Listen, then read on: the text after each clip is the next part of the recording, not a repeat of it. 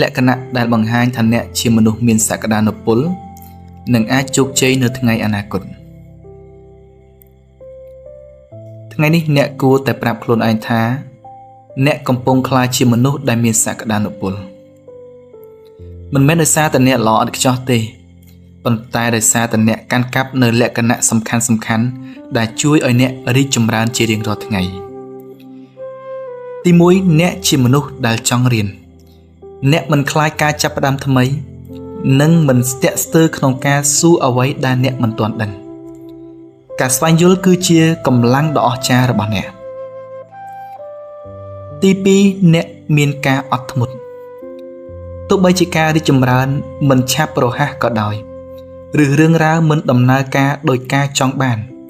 អ្នកនៅតែបន្តសាកល្បងម្ដងហើយម្ដងទៀតហើយធ្វើឲ្យវាកាន់តែប្រសើរឡើងជារៀងរាល់ដងទី3អ្នកជាមនុស្សដែលមានវិន័យ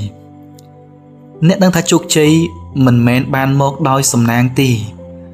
ប៉ុន្តែមកពីអ្វីដែលអ្នកកំពុងតែធ្វើជារៀងរាល់ថ្ងៃ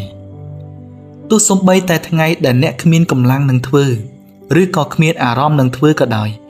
អ្នកនៅតែរុញខ្លួនឯងឲ្យធ្វើទៅមុខជារៀងរាល់ពេល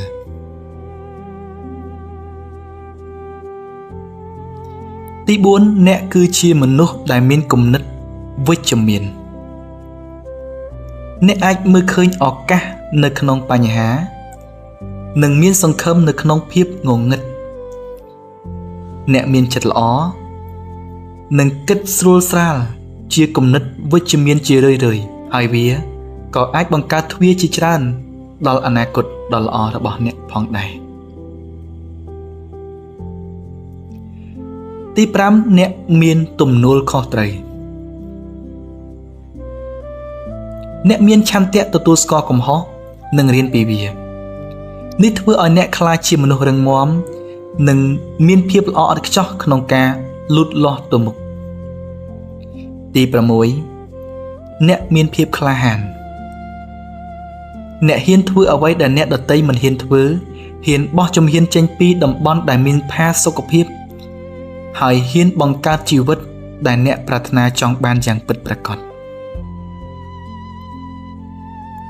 ថ្ងៃអនាគតមិនសំខាន់ជាងនេះទេ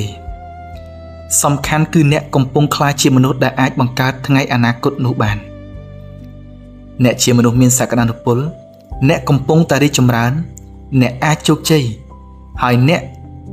នឹងធ្វើឲ្យវាក្លាយជាការពិត